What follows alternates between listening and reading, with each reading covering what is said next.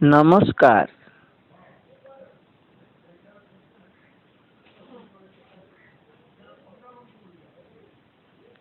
षष्ठ श्रेणी आम साहित्य बहिर प्रबंध ओडिशार संस्कृति, लेखिका डॉक्टर चारुबाला महांती।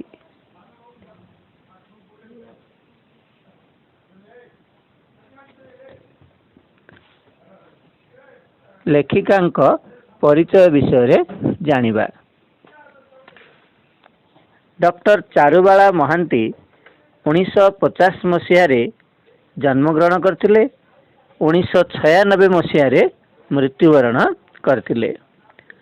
से जगतसिंहपुर जिल्लार अरईकणा ग्राम रे जन्मग्रहण करथिले। विभिन्न पत्र पत्रिका तांकर बहु प्रबंध और कविता प्रकाश पाइछि।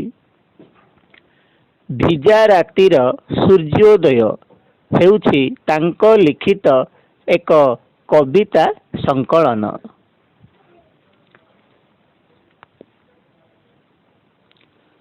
उत्कलर परंपरा और संस्कृति महान अटे। उत्कल हेउछि भारतीय संस्कृतिर केंद्रबिंदु। उक्त प्रबंध रे उत्कलीय संस्कृतिर महत्व और आदर्श उपरे आलोचना करा जायछि।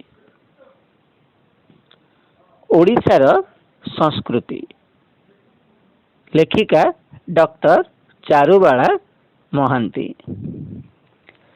भारतर सभ्यता खूब प्राचीन।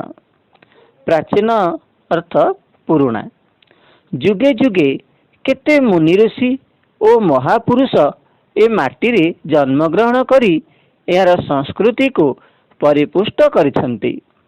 परिपुष्ट अर्थ परिवर्धित। भारतीय संस्कृतिर आधार हेउछि आध्यात्मिकता। आध्यात्मिकता अर्थ ईश्वर विश्वास। भारतीय मानकर व्यक्तिगत और सामाजिक आदर्श तथा विज्ञान, साहित्य, संगीत, चित्रकला, स्थापत्य, धर्म, शिक्षा इत्यादि समस्त सांस्कृतिक विभव मूलरे आध्यात्मिक भावधारा निहित।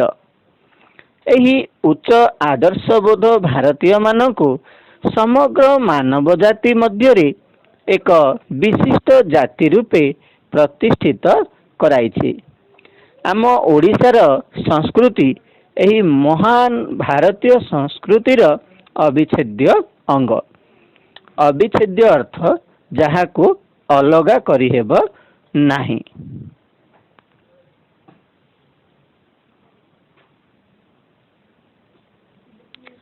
सामाजिक जीवनर परंपरा, आदर्श और रीतिनीति को आमे संस्कृति बोली कही थाउ।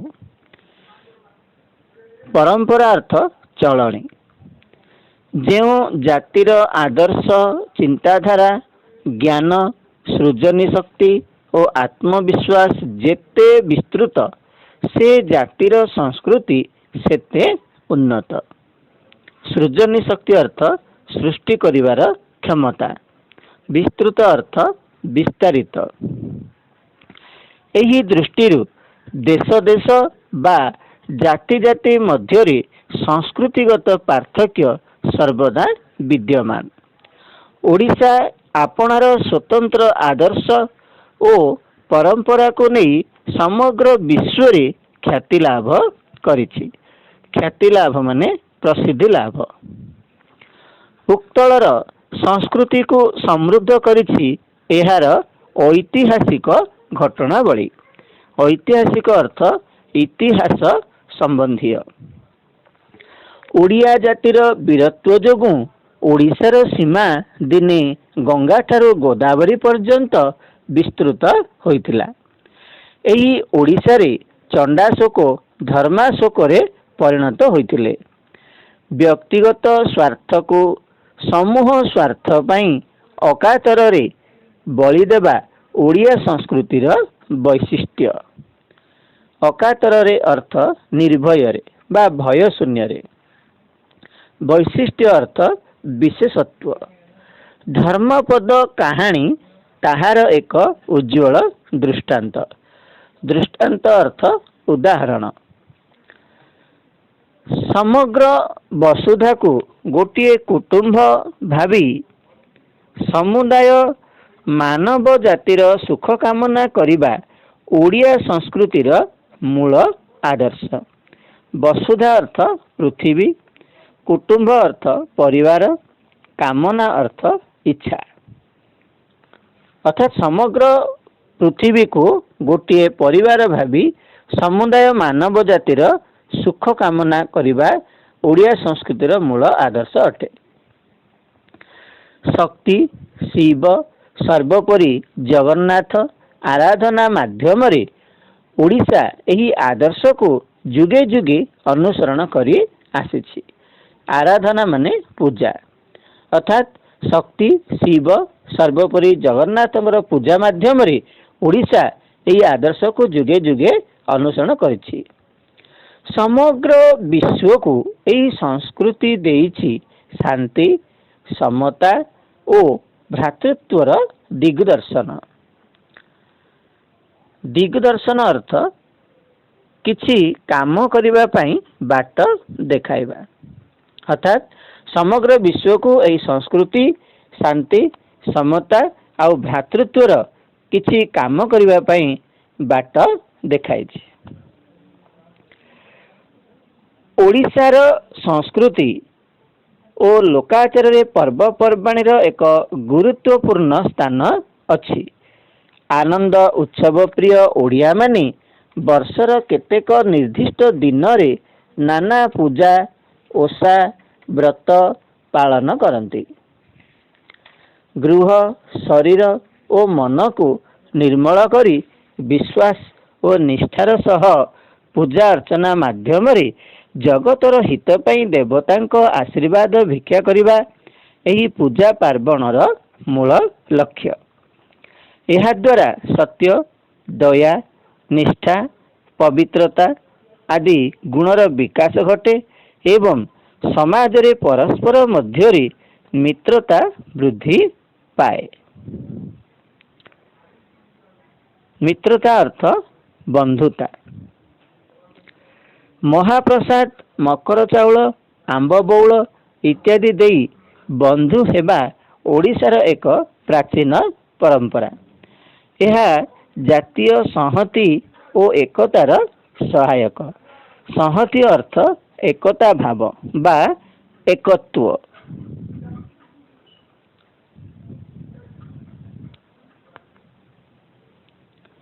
ଓଡ଼ିଶାର ସ୍ଥାପତ୍ୟ ଓ ଭାସ୍କର୍ଯ୍ୟର ସ୍ୱାକ୍ଷର ବହନ କରିଛି ଏହାର ବିଭିନ୍ନ ଶିଳାଲିପି ଓ ମନ୍ଦିର। କୋଣାର୍କର ସୂର୍ଯ୍ୟ ମନ୍ଦିର, ପୁରୀର ଜଗନ୍ନାଥ ମନ୍ଦିର, ଭୁବନେଶ୍ୱରର ଲିଙ୍ଗରାଜ ଓ ରାଜାରାଣୀ ମନ୍ଦିର,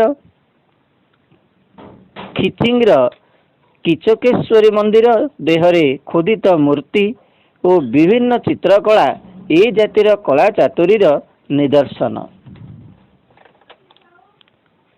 ସ୍ଥାପତ୍ୟ ଅର୍ଥ ଗୃହ ବା ମନ୍ଦିରର ନିର୍ମାଣ କଳା। ଭାସ୍କର୍ଯ୍ୟ ଅର୍ଥ ପଥର ଦେହରେ ମୂର୍ତ୍ତି ନିର୍ମାଣ। ସ୍ୱାକ୍ଷର ଅର୍ଥ ନିଜର ଅକ୍ଷର ବା ହସ୍ତାକ୍ଷର। ଶିଳାଲିପି ଅର୍ଥ ପଥର ଉପରେ ଖୋଳା ଯାଇଥିବା ଲେଖା।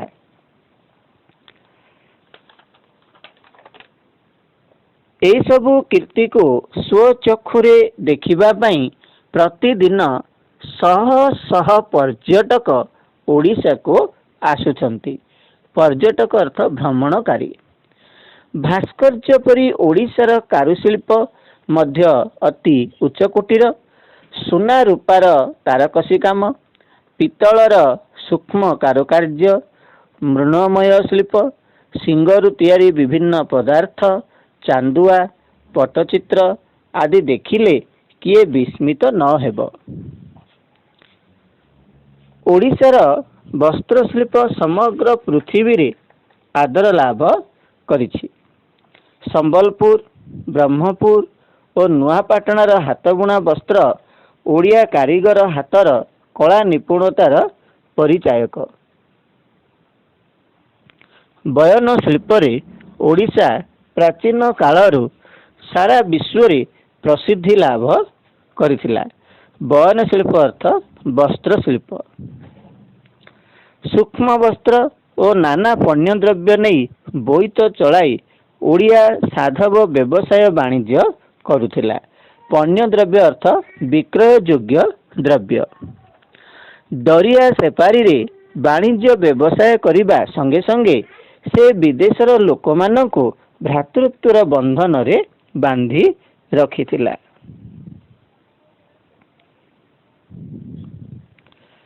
ଓଡ଼ିଶାର ଜାତୀୟ ଜୀବନକୁ ପ୍ରାଣବନ୍ତ କରି ରଖିଛି ଏହାର ଭାଷା ଓ ସାହିତ୍ୟ। ଓଡ଼ିଆ ଭାଷା ପୃଥିବୀର ଅନ୍ୟାନ୍ୟ ଉନ୍ନତ ଭାଷାମାନଙ୍କ ମଧ୍ୟରେ ଅନ୍ୟତମ। ଏହାର ନିଜସ୍ୱ ଲିପି ରହିଛି। ଏହି ଭାଷାରେ ରଚିତ ମହାଭାରତ, ରାମାୟଣ, ଭାଗବତ ତଥା ବହୁ ପୁରାଣ, ବହୁ କାବ୍ୟ କବିତା ଏହାର ସଂସ୍କୃତିକୁ ସମୃଦ୍ଧ କରିଛି। ସମୃଦ୍ଧ ଅର୍ଥ ଧନଶାଳୀ ବା ରୁଦ୍ଧିମନ୍ତ କରିଛି। ଏହି ରଚନାବଳୀ ଓଡ଼ିଶାର ପୁରପଲ୍ଲୀରେ ଘରେ ଘରେ ଅତ୍ୟନ୍ତ ଶ୍ରଦ୍ଧା ଓ ଭକ୍ତି ସହକାରେ ପାଠ କରାଯାଏ। ଓଡ଼ିଆ ଭାଷାରେ ପ୍ରଚଳିତ ବହୁ ଢଗଢମାଳି ଓ ଲୋକଗଳ୍ପ ମଧ୍ୟ ଓଡ଼ିଆ ସଂସ୍କୃତିର ଅମୂଲ୍ୟ ସମ୍ପଦ। ଅମୂଲ୍ୟ ମାନେ ମୂଲ୍ୟବାନ। ନୃତ୍ୟ ଓ ସଙ୍ଗୀତ ସଂସ୍କୃତିର ଅନ୍ୟତମ ବିଭବ। ଓଡ଼ିଶାର ଉଚ୍ଚକୋଟୀର ନୃତ୍ୟ ଓ ସଙ୍ଗୀତ ଏହାର ମହାନ ସଂସ୍କୃତିର ନିଦର୍ଶନ। ଛନ୍ଦମୟ ସୁଲଳିତ ଭଙ୍ଗୀ ନିମନ୍ତେ ଭାରତୀୟ ନୃତ୍ୟମାନଙ୍କ ମଧ୍ୟରେ ଓଡ଼ିଶୀ ନୃତ୍ୟର ସ୍ଥାନ ସ୍ୱତନ୍ତ୍ର। ଓଡ଼ିଶାର ବିଭିନ୍ନ ଅଞ୍ଚଳର ଲୋକ ପରମ୍ପରାକୁ ନେଇ ଗଢ଼ି ଉଠୁଥିବା ସମ୍ବଲପୁରୀ, ଛଉ, ଦଣ୍ଡ, ପାଇକ, ରଣପା ଓ ଗୋଟିପୁଅ ଆଦି ଲୋକନୃତ୍ୟ ଜୀବନକୁ ସରସ ସୁନ୍ଦର କରିଥାଏ। ପାଲା, ଦାସକାଠିଆ, ଯାତ୍ରା, ରାସଲୀଳା ପ୍ରଭୃତି ମାଧ୍ୟମରେ ଓଡ଼ିଆ ସାହିତ୍ୟ ବହୁ କାଳରୁ ସୁପ୍ରଚାରିତ ହୋଇ ଓଡ଼ିଶାର ସାଂସ୍କୃତିକ ଜୀବନକୁ ଉନ୍ନତ କରିଛି। କେବଳ ଓଡ଼ିଶାରେ ନୁହେଁ, ଦେଶ ଦେଶାନ୍ତରରେ ମଧ୍ୟ ଓଡ଼ିଶାର ନୃତ୍ୟ କଳା ବେଶ ଆଦୃତ। ଆଦୃତ ଅର୍ଥ ଆଦର ପାଇଥିବା। ଏହାଦ୍ୱାରା ଓଡ଼ିଶାର ସଂସ୍କୃତି ସମଗ୍ର ବିଶ୍ୱରେ ପ୍ରତିଷ୍ଠା ଲାଭ କରିଛି। ଓଡ଼ିଶାର ସାମାଜିକ ଓ ପାରିବାରିକ ଜୀବନ ଅତି ମଧୁର।